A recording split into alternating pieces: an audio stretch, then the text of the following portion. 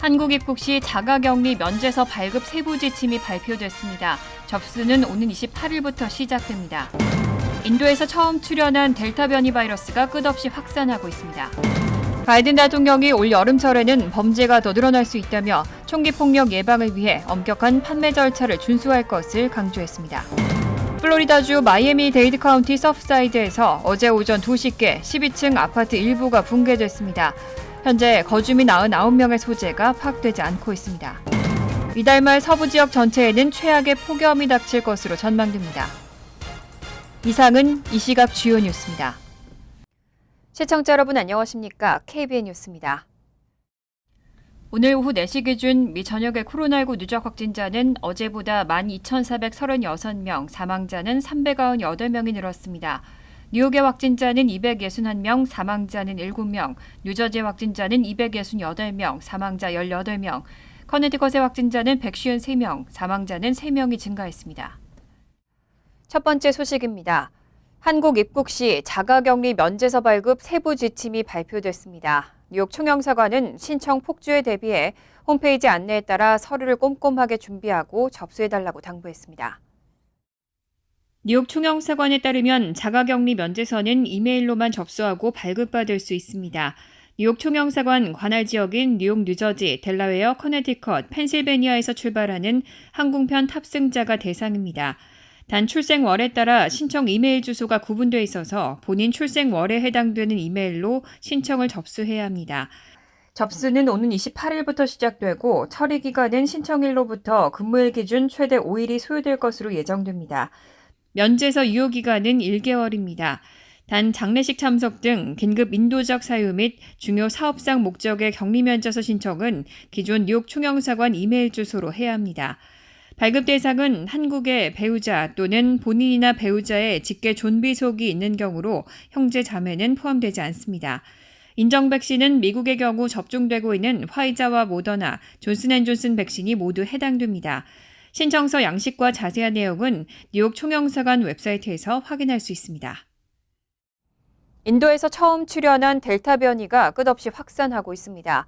이미 전 세계 74개국에서 발병 사실이 보고됐습니다. 국제인플루엔자 정보 공유기구에 따르면 델타 변이는 이미 전 세계 74개국에서 확산하고 있습니다. 아시아, 오세아니아 19개국, 유럽 27개국, 아메리카, 카리브 11개국, 중동, 아프리카 17개국이 발병 사실을 보고했습니다. 하지만 통계 집계보다 바이러스 확산 속도는 더 빠릅니다. 마리아 반 케르코브 세계보건기구 코로나19 기술팀장에 따르면 현재 델타 변이는 92개국에서 확산 중이고 감염자 추적과 집계가 제대로 이루어지지 않은 지역도 있는 점을 감안하면 수치는 더 늘어날 수 있습니다.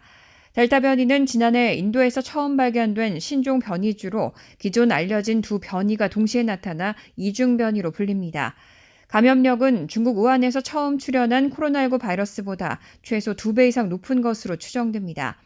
세계보건기구는 델타 변이를 영국발 알파, 남아프리카 공화국발 베타, 브라질발 감마와 함께 4대 우려 변이로 지정했습니다. 델타 변이는 특히 빠른 백신 접종 속도로 팬데믹 극복의 목전에 달했던 영국과 이스라엘에서까지 확산하면서 더욱 우려가 커지고 있습니다. 그런데 여기에 더해 델타 변이에서 또 다른 변이 바이러스까지 파생되면서 국제사회의 우려는 더 커지고 있습니다. 이른바 델타 플러스 변이인데 인공 항체 형성도 방해하고 백신의 일부 기능을 무력화할 수 있다는 가능성까지 제기되고 있습니다. 올해 4월 전후로 인도와 유럽 일부 국가에서는 델타 플러스 변이가 보고되기 시작했습니다. 현재는 인도 3개 주를 비롯해 미국, 영국, 포르투갈, 스위스, 일본, 폴란드, 네팔, 러시아, 중국 등에서도 발견 사실이 보고됐습니다. 델타 플러스는 기존 델타 변이의 특성에 K417N 돌연 변이가 추가적으로 발생한 것이 특징입니다. 아직 델타 플러스가 델타 변이보다 전염력이 더 강한지 여부는 증명되지 않았습니다. 하지만 델타 플러스 변이는 체내에 인공 항체를 형성하는 단일 클론 항체 칵테일 요법이 듣지 않는다는 맹점을 갖고 있고 백신의 일부 기능을 무력화할 수 있다는 가능성까지 제기되고 있습니다. 인도 내 전문가들은 새로 발견된 델타 플러스가 인도 내 3차 대유행의 원인이 될 것을 우려하고 있습니다. 인도 보건부 산하 코로나19 연구 연합체 인사코그는 델타 플러스 변이는 기존 델타 변이보다 폐세포와 더 쉽게 결합하고 일부 항체의 중화 능력을 감소시킬 가능성도 있다고 보고 있습니다. 세계보건기구는 로이터 통신에 보낸 성명에서 델타 플러스 변이가 현재 흔하지는 않은 것으로 보이지만 우려 변이는 전파력이 더 높았기 때문에 더 높은 공중보건 위험으로 남아있다고 밝혔습니다. 질병통제예방센터의 예방접종 자문위원회가 모더나나 화이자의 코로나19 백신을 접종받은 젊은이들이 드물게 심장염증성 질환을 겪을 수 있다고 밝혔습니다. 30세 미만 남성이 가장 많았고 대부분은 가벼운 증세를 보였습니다.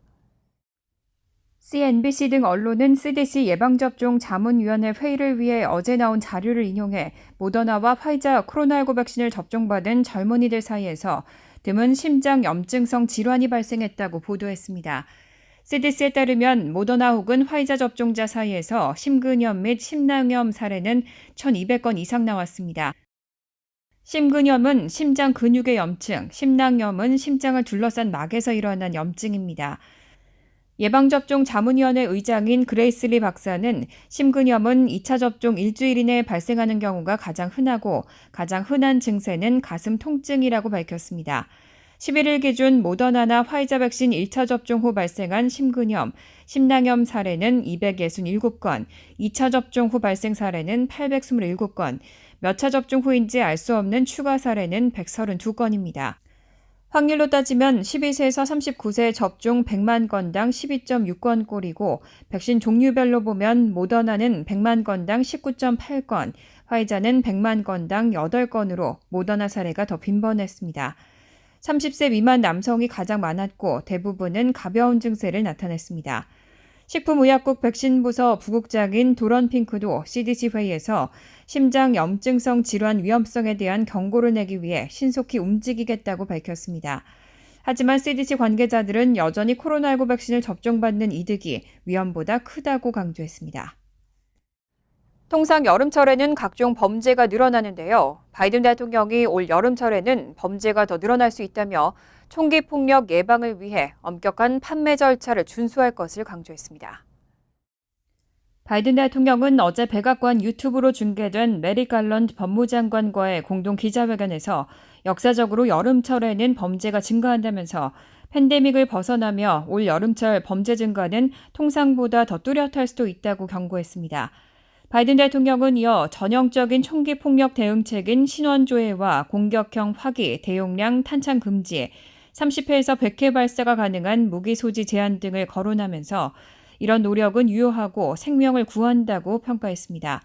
또 수정헌법 제2조는 제정 때부터 총기를 소유할 수 있는 사람과 소유 가능한 무기의 종류를 제한했다면서 당신은 대포를 살 수 없다며 총기 거래는 적절한 총기 자격이 있는 사람들에게 판매되는 방식으로 이뤄져야 한다고 강조했습니다. 바이든 대통령은 신원 조회를 엄격하게 시행하면 범죄자들의 손에 들어가는 총이 적어진다며 범죄 현장에서 발견된 불법 총기 90%가 5%의 총기 거래상에 의해 판매된 것이라고 지적했습니다. 특히 불법 총기 거래상을 죽음의 상인이라고 칭하고 의도적으로 규정을 어긴 총기 거래 주체를 향해 무관용 원칙을 경고했습니다. 이어 법무부가 뉴욕이나 시카고, 로스앤젤레스, 워싱턴 DC 등으로 들어가는 총기 밀매 차단을 위해 5개 기동대를 창설했다고 설명했습니다. 바이든 대통령의 대규모 인프라 법안 추진에 청신호가 켜졌습니다. 상원이 어제 9,530억 달러 규모의 인프라 투자 예산에 잠정 합의했습니다. 어제 총 10명의 민주당과 공화당 상원 의원들은 백악관 핵심 관계자와 비공개 회동을 하고 바이든 대통령이 제안한 초대형 인프라 투자 예산 규모의 큰 틀에서 합의했습니다. 공화당 소속 수전 콜린스 상원 의원은 협상 직후 기자들과 만나 양당이 인프라 예산 패키지에 합의했다며 아직 세부 사항 논의는 남아있다고 말했습니다. AP통신은 협상의 정통한 소식통을 인용해 양당이 도로 건설을 비롯해 전통적인 기반시설 건설을 위해 약 1조 달러 규모 예산을 편성하기로 가닥을 잡고 광대역 인터넷 설비 등 일부 항목만 남겨놓은 상황이라고 보도했습니다. 앞서 양당 상원은 9,740억 달러의 인프라 예산을 편성하고 이 가운데 5,790만 달러를 신규 사업에 배당하는 방안에 의견을 모았지만 백악관의 동의는 받지 못했습니다. 젠사키 백악관 대변인은 이와 관련해 백악관 고위 관계자가 양당 상원 의원들과 인프라 예산과 관련해 두 차례 생산적 회의를 진행했다며 잠정 합의를 위한 진전을 이뤘다고 밝혔습니다. 상원이 최종 합의를 확정할 경우 바이든 대통령이 연초 제안한 2조 2천억 달러의 미국 일자리 계획에는 미달하지만 총 4조 달러에 달하는 초대형 경기 부양안의 한 축이 일단 마무리된다는 점에서 의미 있는 성과로 볼 수 있다는 평가가 나옵니다. 뉴저지주가 제한적이지만 저소득층 자녀들을 위해 무료 대학교육 프로그램을 추진하고 있습니다. 커뮤니티 칼리지를 졸업하고 4년제 주립대학으로 편입할 경우 3학년과 4학년의 학비를 면제해주는 프로그램입니다.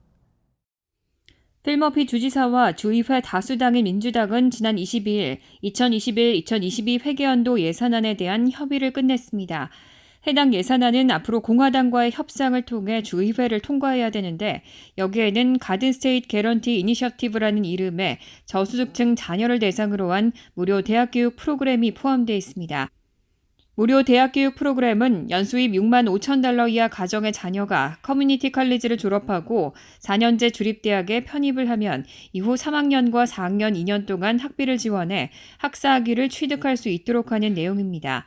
단 무료 대학 교육이라도 일부 제한이 있는데 학비와 행정 수수료 등은 면제되지만 책이나 교재, 거주비, 교통비 등은 본인이 부담해야 합니다. 특히 학교 기숙사를 이용할 경우에는 12,000달러 정도의 기숙사비는 본인 부담입니다. 머피 주지사와 민주당이 합의한 예산안이 주의회를 통과하게 되면 무료 대학교육 프로그램은 오는 2023년 봄학기부터 시행됩니다. 머피 주지사는 이외에도 따로 5천만 달러의 예산을 마련해 4년제 대학에 다니는 저소득층 학생들에게도 2년 동안 학비를 면제해주는 방안을 추진하고 있습니다. 플로리다주 마이애미 데이드 카운티 서프사이드에서 어제 오전 2시께 12층 아파트 일부가 붕괴됐습니다.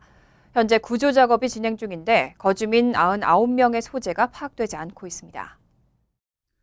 플로리다주 마이애미 데이드 카운티 서프사이드에서 어제 오전 2시께 12층짜리 챔플레인 타워하우스 아파트 일부가 붕괴해 구조 작업이 진행되고 있습니다. 한밤중인 붕괴 당시 아파트에 몇 명이 있었는지와 사상자 수는 정확히 확인되지 않고 있지만 거주민 99명의 소재가 파악되지 않고 있는 상황입니다. 지역방송 CBS4는 최소 1명이 사망하고 9명이 병원에 이송됐다고 전했습니다. 찰스 버켓 서프사이드 시장은 아파트 내에 꽤 많은 사람이 있었던 것 같다면서 건물의 나머지 부분도 붕괴 위험이 있을 수 있다고 우려했습니다. 다니엘라 레빈카바 마이애미 데이드 카운티 책임자는 136가구 중 55가구가 붕괴했다고 밝혔습니다. 셀리 헤이먼 마이애미 데이드 카운티 국장은 이 가운데 아파트의 붕괴한 부분에 사는 것으로 추정되는 51명의 소재가 확인되지 않고 있다고 전했습니다. 또 건물 내부 구조자는 약 40명으로 파악된다고 밝혔습니다. 이날 붕괴한 아파트는 해변에 있는 콘도미니엄 형태로 1981년 건설됐습니다. 마이애미 헤럴드에 따르면 침실이 3개인 162제곱미터 크기의 호실이 지난 17일 71만 달러에 거래됐고 지난달 11일에는 침실 4개짜리 418제곱미터 규모의 펜트하우스가 288만 달러에 팔리는 등 고급 아파트에 속합니다. 붕괴 원인은 아직 밝혀지지 않았습니다. 이달 말 서부 지역 전체에는 최악의 폭염이 닥칠 것으로 전망됩니다. 지난주 남서부를 강타한 기록적 폭염이 이번 주에는 북서부까지 확산될 것으로 보입니다. 기상청은 지난주 캘리포니아주를 중심으로 남서부 폭염을 초래한 기상조건과 비슷한 열돔 현상이 북서부와 캐나다 상공에서도 재현되고 있다고 밝혔습니다. 기상청은 캘리포니아, 오리건, 워싱턴주 등 일부 지역에 폭염주의보를 발령하면서 이번 주말 북서부 지역에서는 평년 기온보다 10도에서 20도씨 웃도는 날씨가 주말까지 이어지겠다고 전했습니다.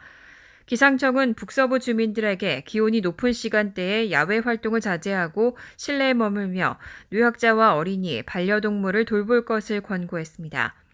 시간대 정보 제공 업체 타임앤데이트에 따르면 앞으로 2주간 태평양 연안 북서부 지역의 최고 기온은 49도, 화씨 120도에 달합니다. 기온은 점차 오르기 시작해 6월 말에서 7월 초 정점을 찍을 것으로 보입니다. 이 기간 평균 최고 기온은 39도, 최저 기온은 22도입니다. 열돔 현상은 초여름 6월 서부 폭염의 주 원인으로 꼽히는데 대기권 중상층에 발달한 고기압이 정체하면서 반구형 모양으로 뜨거운 공기를 지면에 가두는 현상입니다. 다만 전문가들은 서부 지역의 초여름 폭염이 지구 기후변화와 직접적인 연관은 없다면서도 지구의 기온 상승으로 기상이변 현상이 더 흔해질 수 있다고 전했습니다. 간추린 소식입니다. 노동부는 지난주 신규 실업수당 청구 건수가 41만 1,000건으로 집계됐다고 오늘 밝혔습니다. 전주보다 7,000건 줄어 2주 만에 감소세로 돌아섰지만 블룸버그 통신이 집계한 전문가 전망치 38만 건을 상회했습니다. 올해 초 경제활동 재개 시작 후 빠른 속도로 줄어들던 신규 실업수당 청구 건수는 최근 2주 연속 40만 건대를 기록하는 등 감소세가 다소 둔화한 모습입니다.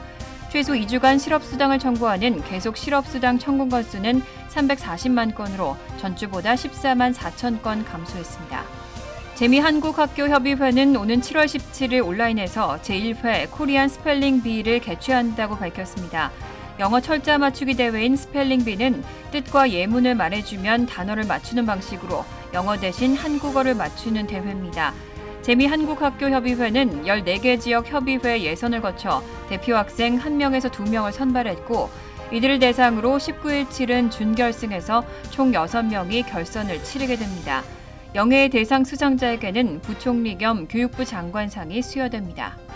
빌 드블라지오 뉴욕시장은 어제 뉴욕시의 모든 시민을 대상으로 가정방문 코로나19 백신 접종을 실시한다며 코로나19 백신 접종률을 높일 수 있는 새로운 방법을 지속적으로 제공할 방침이라고 밝혔습니다. 뉴욕시는 그동안 거동이 불편한 노인이나 장애인 등을 대상으로만 가정방문 백신 접종을 실시해왔지만 대상을 모든 시민으로 확대했습니다. 가정에서 백신 접종을 받기 위해서는 뉴욕시 웹사이트를 통해 신청해야 합니다. 오는 7월 1일부터 커네티컷주에서 기호용 마리화나가 합법화됩니다. 지난 22일 네드 라몬트 주지사는 기호용 마리화나의 사용 및 재배를 합법화하고 과거에 관련 전과를 말소하는 내용의 법안에 서명했습니다. 앞서 지난 16일과 17일 주 상하원은 각각 해당 법안을 표결에 붙여 통과시킨 바 있습니다. 주지사 서명에 따라 법안은 오는 7월 1일부터 발효돼 21세 이상 성인은 최대 1.5온스의 마리화나를 소지하는 것이 허용됩니다. 환율과 증권 소식입니다.